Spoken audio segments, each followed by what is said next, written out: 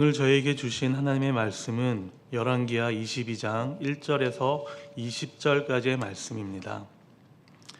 열왕기하 22장 1절에서 20절까지의 말씀입니다.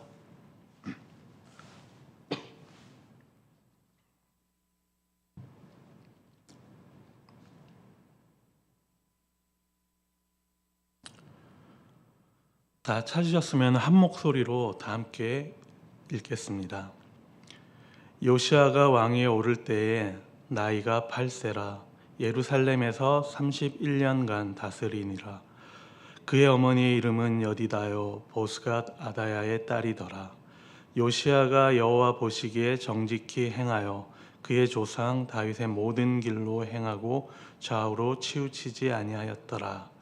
요시아 왕 18째 해에 왕이 무슬람의 손자 아살리아의 아들 서기관 사반을 여호와의 성전에 보내며 이르되 너는 대제사장 힐기야에게 올라가서 백성이 여호와의 성전에 드린 은 곧 문 지킨 자가 수납한 은을 계산하여 여호와의 성전을 맡은 감독자의 손에 넘겨 그들이 여호와의 성전에 있는 작업자에게 주어 성전에 부서진 것을 수리하게 하되 곧 목수와 건축자와 미장이에게 주게 하고 또 제목과 다듬은 돌을 사서 그 성전을 수리하게 하라.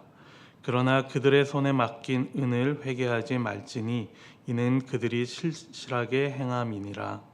대제사장 힐기야가 서기관 사반에게 이르되 내가 여호와의 성전에서 율법책을 발견하였노라 하고 힐기야가 그 책을 사반에게 주니 사반이 읽으니라. 서기관 사반이 왕에게 돌아가서 보고하여 이르되 왕의 신복들이 성전에서 찾아낸 돈을 쏟아 여호와의 성전을 맡은 감독자의 손에 맡겼나이다 하고 또 서기관 사반이 왕에게 말하여 이르되 제사장 힐기야가 내게 책을 주더이다 하고 사반이 왕의 앞에서 읽음에 왕이 율법책의 말을 듣자 곧 그의 옷을 찢으니라.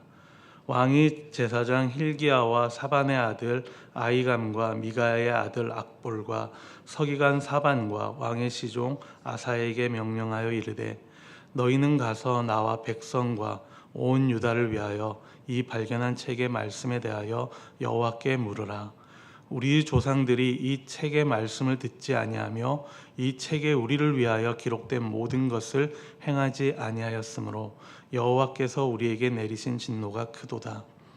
이에 제사장 힐기야와 또 하이감과 악볼과 사반과 아사야가 여선지 홀다에게로 나아가니 그는 할라스의 손자 디과의 아들로서 예복을 주관하는 살룸의 아내라. 예루살렘 둘째 구역에 거주하였더라.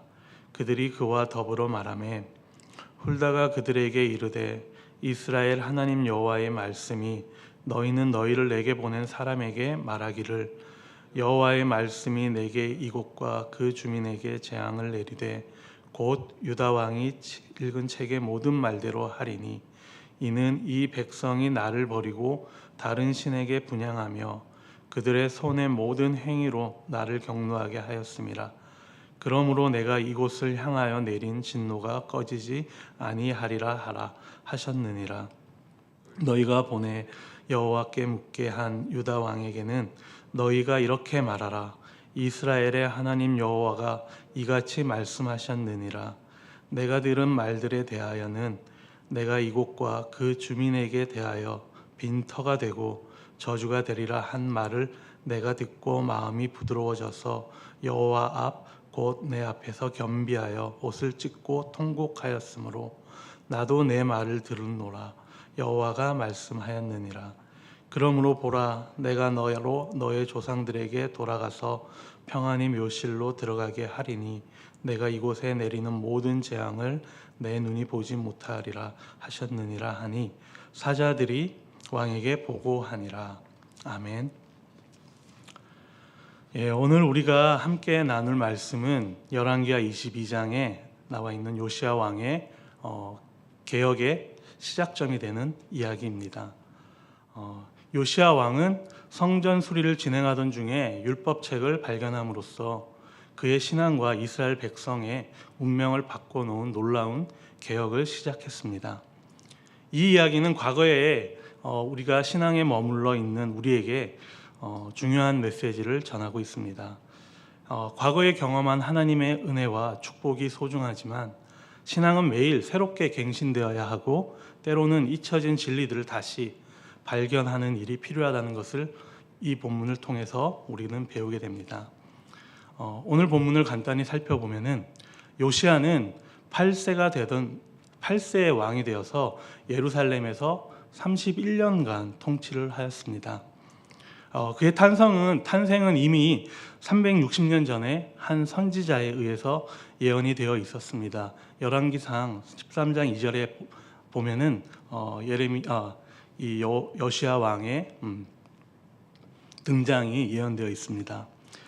그리고 오늘 본문에서는 그는 선한 왕으로서 여호와의 길을 따랐다고 이야기합니다. 그에 대한 평가는 여호와 보시기에 정직했고 다윗의 길로 행했으며 좌우로 치우치지 않았다라는 것입니다. 이런 평가를 받은 왕은 역사상 히스기야와 요시야 둘뿐이었습니다. 그리고 하나님께서 기뻐하시는 개혁을 추진했습니다. 열왕기상 22장 3절부터는 요시야가 왕이 된 지 18년이 되던 해 이전에 한 150년 전에 유다 왕이었던 요아스 왕이 여호와 성전에 대해서 좋은 본을 보여줬던 것처럼 이 요시야 왕도 성전을 수리하고 있습니다. 이렇게 요시야는 좋은 선례를 따라 성전에 가져온 은을 가지고 성전을 수리하고 있었습니다.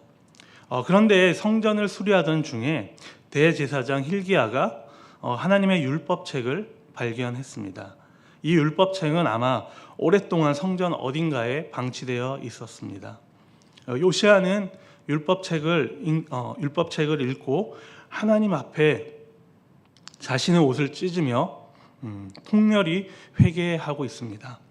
그는 이 율법의 말씀을 따라 나라 전체를 개혁하고 백성들이 하나님 앞에 다시 서도록 만들었습니다.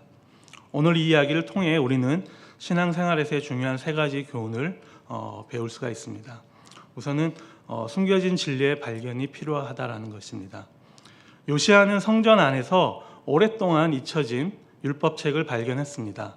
그 책은 그곳에 있었지만은 사람들이 오랫동안 그것을 무시하고 지나쳤던 것 같습니다.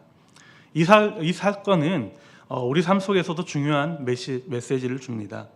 하나님께서 우리에게 주신 이 진리의 말씀은 때때로 우리의 마음 깊은 곳에 묻혀 있을 때가 있습니다.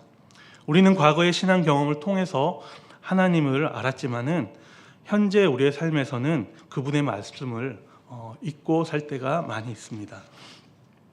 성경은 하나님의 말씀, 즉 생명의 말씀이지만 우리의 일상 속에서 그 말씀이 묻히고 잊혀진다면 우리는 어쩌면 영적 어둠 속에 살게 될 것입니다.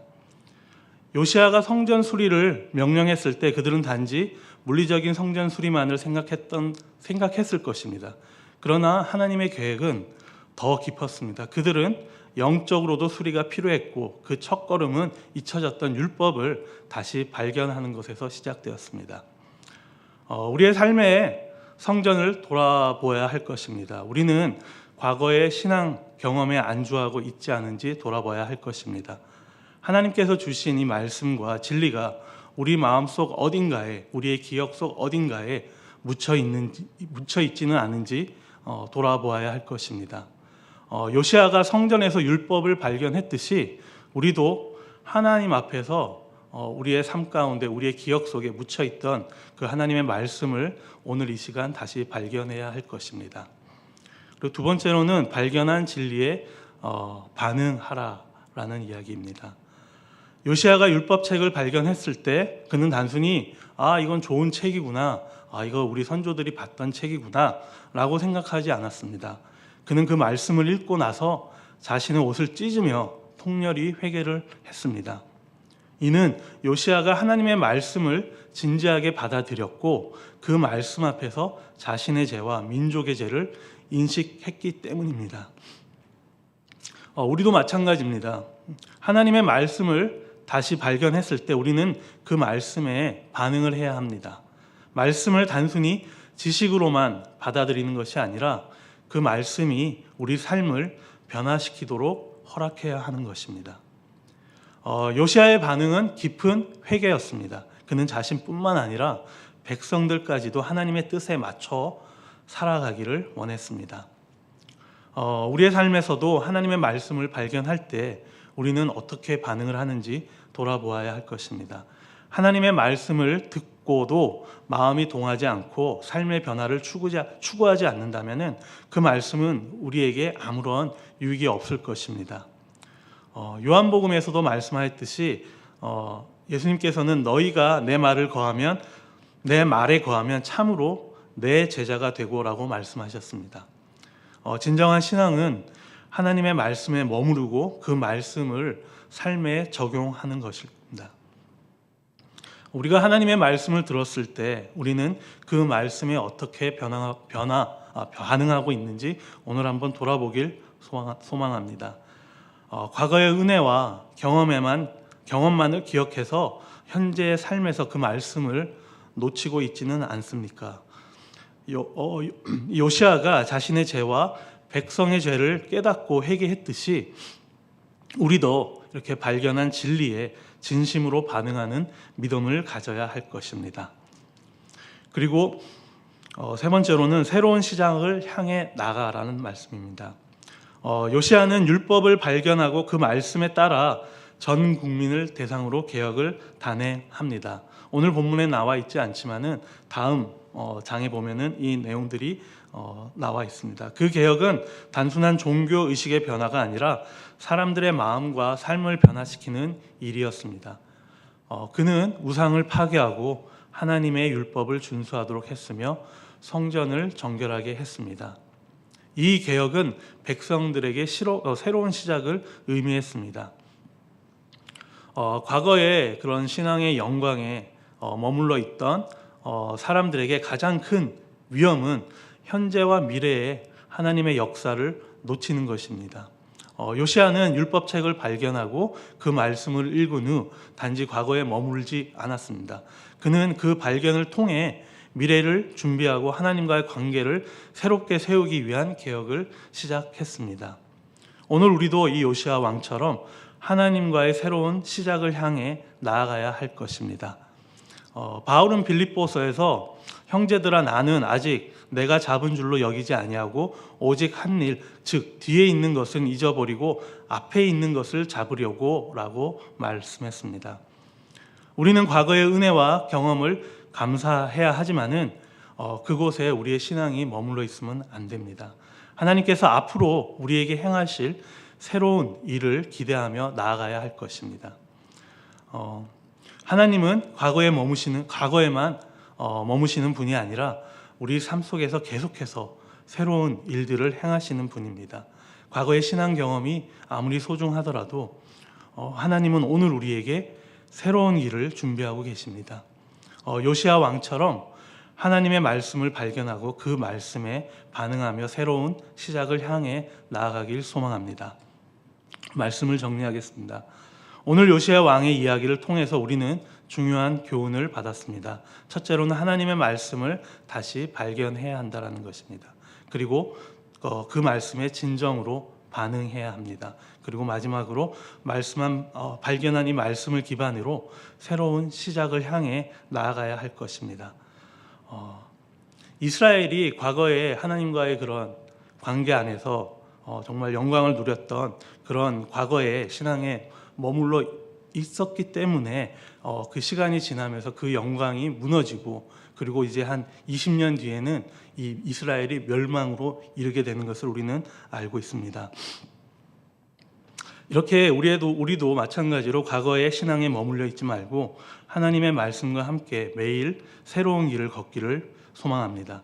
그리고 하나님께서 요시야를 통해 이 남유다를 회복시킨 것처럼 우리 삶 속에서도 하나님의 놀라운 회복과 변화가 일어나기를 소망합니다. 다 함께 기도하시겠습니다. 하나님, 오늘도 말씀 앞에 우리의 가슴을 찢고 우리의 마음을 회개하며 이전 삶에서 말씀이 말하는 오늘 말씀하시는 말하는 삶으로 돌이키는 하루가 되게 하여 주시옵소서. 주님, 저희의 마음의 중심에 항상 주님의 말씀이 자리 잡아 하나님이 기뻐하시는 삶을 살 수 있도록 인도하여 주시옵소서. 주님, 저희가 듣는 자가 될 때에 주께서 음성을 들으시고 응답하시는 은혜를 경험하게 하여 주시옵소서. 그래서 우리의 삶의 변화가 이 말씀으로 시작되는 오늘 하루가 될 수 있도록 우리의 마음을 또 우리의 삶을 주관하여 주시옵소서. 감사합니다. 예수 그리스도의 이름으로 기도드립니다. 아멘. 저희들 함께 오늘 본문을 가지고